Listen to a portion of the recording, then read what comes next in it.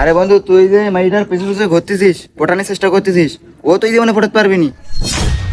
তুই এত বড় টিটকারি করলি নে, আমি কথা দিলাম ওই মাই যদি আমি পড়াতে না পারি তাহলে আমি তোকে সামনে আর মুখ দেখাবো না।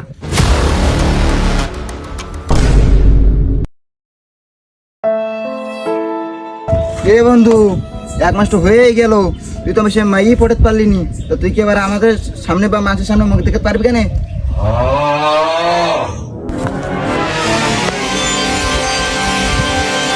যা, তোরা চেহারা দেখতে পাবে না, না থাকলেও বাস, না বাজবে বাসি।